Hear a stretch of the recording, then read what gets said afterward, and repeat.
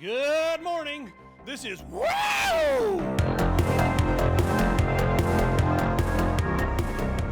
I just wanted to see how she'd spell that. Why am I doing this? It's so hot in here. They promised us AC. Last year when I came in, they shook my little hand and wouldn't put it in writing. And I should have learned, because every time something's not in writing, Loot Crate, it's 200,000 degrees, and I'm opening a Loot Crate. Guys, Loot Crate gave us $1,000 to show you this. No, I don't know how much. They didn't give us $1,000. Loot Crate is cool because there's about a gazillion different crates that you can choose from. You know, whatever sort of nerddom you're into, you can really pick a crate that's good for that. It is hot under there. And every month you get some interesting and unique items that are licensed. This is some licensed stuff. Most of it's unique. If you 1 month get something you don't like, you can put it on eBay and make your money back easily. What's this? Oh, it's Godzilla. I don't want to open this because this might be worth more in the package, you think?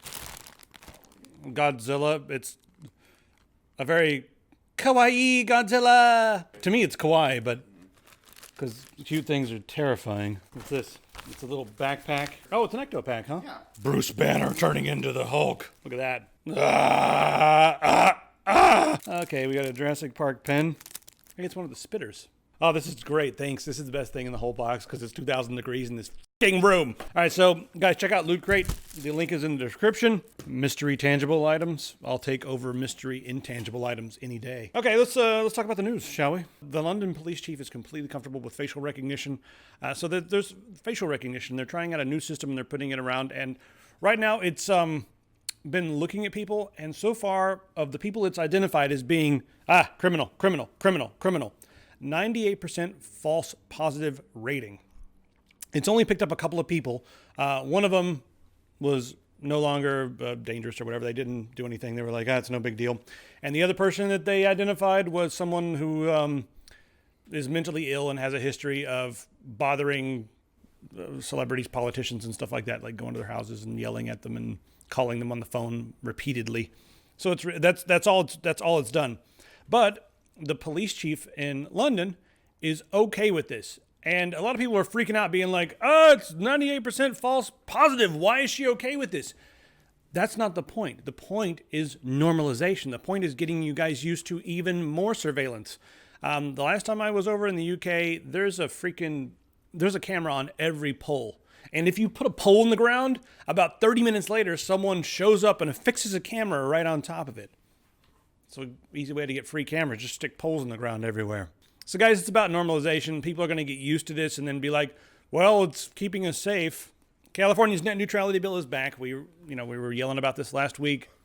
One of their Democratic, council members or whatever, senators, I don't know what he was. He got paid off by AT&T. It started going the wrong direction. People freaked out. They put up a giant billboard. And lo and behold, California's very strong net neutrality bill is back in action. So good job, everybody in California. It's actually rare to see some government entity care about the people. It's like, oh, they actually listened? I thought they were just like, I don't know. How do you guys feel about a 5-cent daily tax on social media? People in Uganda are freaking out about this because the government has mandated it. It comes out of your account, whatever you use, whatever your service provider is. If you jump online and start using social media, you get charged 5 cents per day. It's a tax because they believe that social media is not that healthy, and maybe there's some other things to it. Also, there's people who are using it for protests and who knows what else. But do you feel like that is an attack on free speech, or do you think that that stuff is overused and it's a use tax on it is okay? I don't know.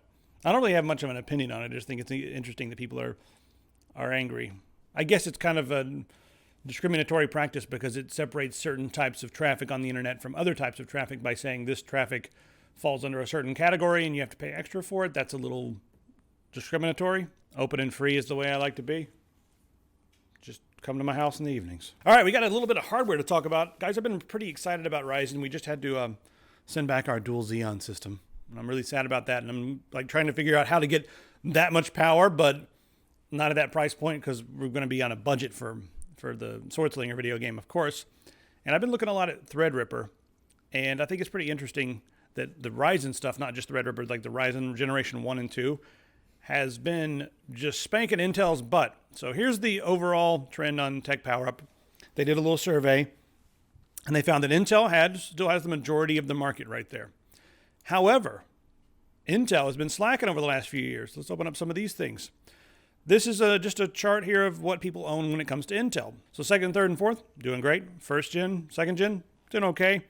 The new stuff, not doing as well as second, third, and fourth gen. That's interesting. And then when you look at, Ryzen versus the brand new Intel stuff, Ryzen's just spanking it. That's not what I expected. Spanking it. Playing with their bits. All right, I've got some more advertisements for you guys, but I don't want to. So just go buy stuff or I'll kill you because it's awesome. Yes, that's the end of that. Noctua, you can now get their full line of fans in 5-volt mode, meaning you can plug them up to USB. I need like 50 of these things so I can build a helmet out of them and then plug them into USB battery packs and just walk around in this office because it's so freaking hot. But it's pretty cool to see that Noctua has, given us some different options with their fans. This is probably something that could be its own video. It gets into a little bit of conspiracy, but some of it's kind of what I would consider firsthand conspiracy. The writer of the article here is someone who knows a lot about futurology, teaches at college, Douglas Rushkoff. So he was invited to speak at a very exclusive event, very high pay, and the people who were there were mostly billionaires, and they were just asking certain questions about, like what's better, Bitcoin or Ethereum? What should I put my money into? Are robotics really going to displace that many people? They're just asking questions like that. And then he said they got down to the real serious stuff. And they kept saying, when the event happens, how are we going to control the people who work for us? Because money won't be worth much. And all these billionaires are asking these questions. And then he was like, that's why they paid so much. They want my ideas on what they can do to automate themselves in case an event occurs. And when they kept saying the event, they were referring to either a financial collapse or an environmental collapse or something like that. And they were always wondering, like, where would it be safer, New Zealand or Alaska? So you guys can read this and put on your conspiracy theory hats and start thinking for a little bit. I find the article, survival of the richest, the wealthy are plotting to leave us behind. That's a little misleading. Not all the rich are out there saying, like, what are we going to do to leave the poor behind? That's not happening. There's a few people who are asking some questions and that sort of thing. And trying to figure out what they're going to do when money is not worth what it is now.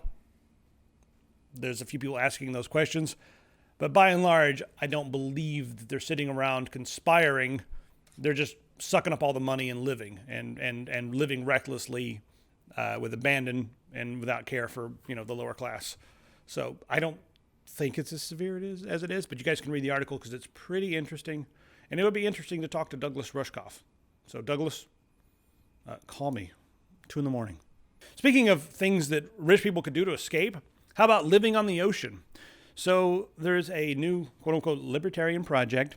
It's going to be a floating city, 300 houses to start. They're going to be luxury homes floating out there in the ocean with solar power and, gardening. They'll be farming, doing some ocean farming for fish and that sort of thing as well. Peter Thiel threw the first chunk of money at this. He's a billionaire, of course. And he's backed out of the project now, so it'd be interesting to see where it goes. They're going to be doing an ICO to raise money for this. And the coin is called Veyron, and I am not going to say anything about whether you guys, I don't know if you should invest. Don't listen to me. Up until July 14th, that's a pre-sale period before the ICO. So if it's not a scam, it could be interesting. But above and beyond that, they're trying to raise money to build their city out on the ocean. One thing that's interesting about a city on the ocean, you don't have to worry about climate change as much because if the sea level rises, so does your city. Speaking of farms, Dubai is building a huge vertical farm. And as we continue to chop down all our forests, we're going to have to start taking our forests and putting them inside so we can grow all of our vegetables and stuff. Indoor farming like this is way more efficient, especially in the desert. You can grow things faster. You can grow things with way less water. So this is probably another way to look at the farm of the future. And we're going to do it in, they're going to do it in big scale because Dubai, they do everything in huge freaking scale. So that'll be another case study to, there's a lot of these things around, but this will be a major case study. They'll be supplying pretty much all the food at the Dubai International Airport, which is the world's biggest international airport. And they'll also be doing like Emirates Airlines and stuff like that. All right, let's talk about video games. No, you playing video games? Let's go see what you're playing right now. What is this? This is Mother Gunship. Mother Gunship. Yes. You building a gun right now? I am building a gun right now. So the neat thing about this game is that you have all these different kinds of gun options and stuff like that, complete with like mods and different kinds of firing options and things like that. And what you do is you go through here. I'm playing the story mission right now, but you move through here and you get into randomly generated levels. And it's all about getting bigger and badder guns. Some levels you get to choose what you start with. Other levels they'll randomly assign you gun parts to start with. But it's all about making it through each room, trying to get on to the next one, and then using the money and stuff that you accrue to upgrade your gun, and eventually you can make this ridiculous gun that takes up the entirety of your, like, outside of your screen and stuff, and it fires, like, 60 different kinds of bullets, and they all, like, all over the place and stuff. It gets ridiculous. So each room is randomly generated. How big are these rooms? Some of them are bigger than others. It totally depends, and they'll have different enemies trying to ruin your day, like that thing. So this looks pretty much like bullet hell, make your own gun. Pretty much. It definitely doesn't take itself seriously, which is nice. There's a lot of wacky shit in it. So this is your mech up here? Mm-hmm. Here you can upgrade your mech to do all kinds of different, your suit to do all kinds of different stuff and have all kinds of different powers and things like that.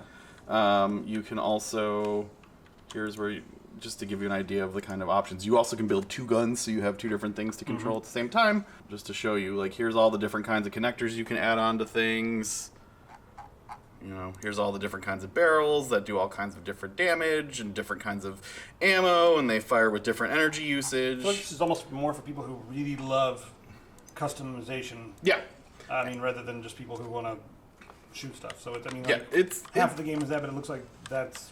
Yeah, there's definitely some strategy ridiculous. into thinking about what kind of gun you want to use, and like, you know, Depending on your play you style. have energy here, and like different guns will use up different energy, so you have to take into account, like, can I walk into, you know, you can put like 60 guns on one thing, but you only get one shot out of it, and then you're running around a room, you know, trying to recharge really quickly. So it's all about trying to figure out your like energy to shot ratios and stuff like that, while also just having all kinds of mayhem going on. Nice. So, pretty neat. Comes out on the 17th. Only or multiplayer? I believe it's single player only. Let me double check on here on the main menu. Yeah, it looks like it's just single player. Yeah.